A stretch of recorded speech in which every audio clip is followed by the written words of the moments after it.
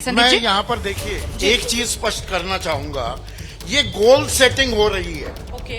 इनको फाइनल चीजें मत मानिए, ये सब कुछ अंतरिम है। अब इसको मैं सब्जबाग भी नहीं कहूंगा, मैं नकारात्मक आदमी नहीं हूं, लेकिन कब नॉर्मल तेल होगा कब राधा नाचेगी, ये एक पुरानी कहावत है। और इसमें एक चीज जिस पर बिल्कुल चर्चा नहीं हुई है वो है महंगाई। अभी मट्टू साहब कह रहे थे कि 10% से ऊपर नॉमिनल जीडीपी हो गई। भाई महंगाई दर हमारी 6% से ऊपर है 12 में से 11 महीने 2023 में। तो क्या हम 4% पर विकास कर रहे हैं? 4% के विकास से क्या हम 5 ट्रिलियन इकोनॉमी बन जाएंगे? तो इन चीजों पर भी हमें ध्यान देने की जरूरत है। और महंगाई क्यों बढ़ रही है?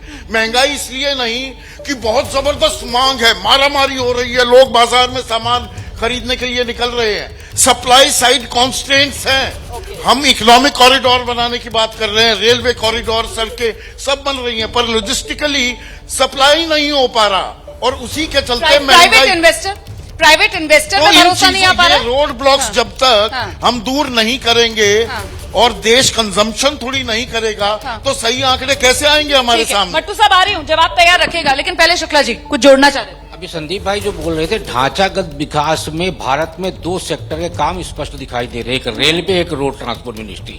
रोड ट्रांसपोर्ट मिनिस्ट्री की मैं कवर करता हूं, 9 लाख करोड़ के काम ऑनगोइंग डीपीआर की पोजीशन पे हैं। हम पहली बार एक्सप्रेस वे से परिचित हुए, टनल बन रही हैं। इसके अलावा 3 परियोजनाएं, भारतमाला, सागरमाला, पर्वतमाला। सागरमाला से जल परिवहन, सड़क परिवहन और आपका रोपवे, ये तीनों सेक्टर का डेवलपमेंट जब होगा तो संदीप भाई जो कह रहे सही है, आज महंगाई का नहीं दिख रहा, लेकिन जब आपका ट्रांसपोर्ट सिस्टम थोड़ा सा फ्लो अच्छा होगा तो मुझे लगता है उससे महंगाई पर भी असर पड़ेगा। तो आप ये कह रहे हैं कि ये महंगाई में जो रोड ब्लॉक्स हैं वो क्योंकि सिस्टम। एक और चीज जोड़ दूं, क्योंकि राकेश भाई रोड मिनिस्ट्री कवर करते हैं। जितने टारगेट्स थे, देखिए रोड मिनिस्ट्री ने, नितिन गडकरी ने कमाल का काम किया, लेकिन पिछले 2 सालों से पैसों की बहुत कमी है वहां पर। जो टारगेट थे इस साल उसके आधे ही कर पाए हैं। गलत तो नहीं कह रहा हूं मैं राकेश जी? क्या जोड़ना चाह रहे हैं? नए आइडियाज को भी एक्सेप्ट करना पड़ेगा। तो आप फिशरीज में देख लीजिए, डेयरी फार्मिंग एक नया एरिया है जिसके ऊपर भी इस बार जोर दिया गया है। आप अगर इंक्लूजन की फिर बात करें तो आशा वर्कर्स को आयुष्मान भारत में जगह,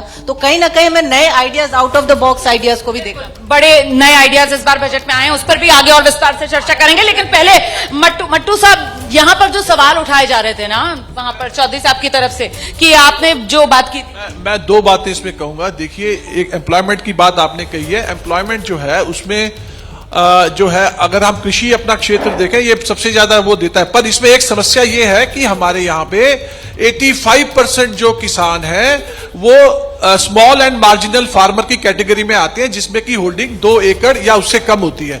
तो उसमें आप जो उनका अपने लिए ही वो जो फार्मिंग है उसके अपने लिए ही ज्यादा मतलब सफिशिएंट होता है। महंगाई पर तो बात कर लीजिए, वो नॉमिनल जीडीपी वाली बात जो कह रहे थे। एक पॉइंट और बताऊंगा। यहाँ पर टूरिज्म सेक्टर में 12% एम्प्लॉयमेंट, अगर वो इसका पोटेंशियल है, अगर हम वो देखेंगे इस सेक्टर में कई एम्प्लॉयमेंट का बहुत ज्यादा जनरेट होता है। जहां तक नॉमिनल जीडीपी बात कही 10.5% है।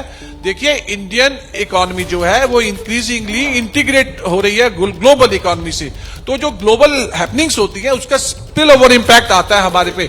हम अपने आप सब कुछ जो है ना डिसाइड नहीं कर सकते, उसमें कोई शक नहीं है। मतलब महंगाई देश में वैश्विक कारणों से, आप ये कह रहे हैं? मैंने कहा उसका स्पिल ओवर इफेक्ट है। हालांकि भारत सरकार ने रशियन ऑयल खरीद के पहले 6 महीने में $3.3 बिलियन बचाए हैं, प्रेशर के बावजूद, उसमें कोई शक नहीं है। पर यह है कि हाँ, महंगाई की दर थोड़ी सी जो पेट्रोल और डीजल के दाम कम क्यों नहीं हो रहे अगर पैसे बचाए जा रहे हैं? देखिए, ये बहुत महत्वपूर्ण पॉइंट उन्होंने उठाया है।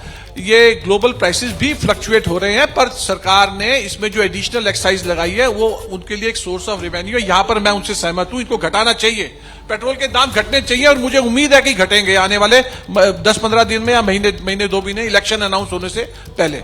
ये तो आप उम्मीद कर रहे हैं, लेकिन ऐसा होगा या नहीं ये देखने वाली बात होगी। वही, क्योंकि सरकार की चुनाव तरफ से से तो साफ पहले कह दिया घट गया जाए। ना, सरकार की तरफ से साफ कर दिया गया था कि टैक्स जो है वो लिया जा रहा है और उसका एक बड़ा हिस्सा जो है वो सशक्त बनाने में गरीब को, किसान को, महिला को और युवाओं को तो लगाया 14 में जा तो रहा ये है। नहीं बताया गया था, बहुत हुई पेट्रोल डीजल की मार, जब ये नारा बुलंद किया गया था तब क्यों नहीं बताया गया? महत्वपूर्ण पॉइंट रख रहे हैं, मैं आ रही हूँ इसके साथ आपके पास। क्या रोमाना जी, इससे ज्यादा भी इंपॉर्टेंट ये है कि 1.76 लाख करोड़ तो यूटिलाइज ही नहीं हुआ बजट। लास्ट सीएजी रिपोर्ट है जो last 1 year presiding financial year का बजट आया था, उसमें 1.76 लाख करोड़ तो यूटिलाइज ही नहीं करा। दूसरा, संदीप भाई जो कह रहे थे जीडीपी इन रियल टर्म्स, वो तो इस सरकार का जो रेशियो एवरेज है अगर 10 साल का देखें तो वो मनमोहन सिंह सरकार से भी कम है। इन्फ्लेशन को अगर आप नॉमिनल जो जीडीपी से इन्फ्लेशन एडजस्ट करके देखें तो रियल टर्म जीडीपी, और वही रियल इकोनॉमिक इंडिकेटर होता है किसी भी इकोनॉमिक्स देखने का कि सरकार कितनी ग्रोथ, कितना सही चल रहा है। ये लोग जो बात कर रहे हैं तो मतलब आंकड़ों की बाजीगरी हो रही है ये क्या मतलब क्या सब्ज बाग दिखाए जा रहे हैं? देखिए, सब्ज बाग दिखाए जा रहे हैं या कौन सा बगीचा दिखाया जा रहा है, इससे ज्यादा मैं आपको एक आनंद महिंद्रा जो प्रमुख उद्योगपति है उनका एक रिएक्शन एक्स पे आया है। Why I welcome this budget is it is one of the shortest speeches, छोटा है, brevity is welcome, no populist measures, ये मान के चलिए no populistic measures were announced as has traditionally been expected in pre-election budgets, a welcome and a permanent approach I hope, उनको उम्मीद ये है, the budget is not necessarily a transformational policy announcement, these should continue throughout the year and the fiscal deficit target was better than envisaged. Prudence को मतलब एक तरीके से आप बता रहे हैं कि उद्योग जगत की तरफ से यहाँ पर प्रतिक्रिया आ रही है। जी जी। मैं थोड़ा सा इंटरवीन करना चाहूंगा। जो ये कह रहे हैं, देखिए वही काला सूट गुलाबी अखबार फिर से आता है इसमें। इंडस्ट्रियलिस्ट को, उद्योगपतियों को पेट में मरोड़ हो रही थी कि लोक लुभावन ना आ जाए और जन कल्याणकारी ना आ जाए। हाँ। कि भारत में असल, ग्रामीण भारत में असल देश में कहीं निवेश करने के लिए अपनी तिजोरी ना खोल दे सरकार, वो नहीं किया है। तो वो कह रहे हैं बड़ा प्रूडेंट, फुल ऑफ ब्रेविटी। हाँ। अब वो शब्द गढ़े जा रहे हैं। ठीक है।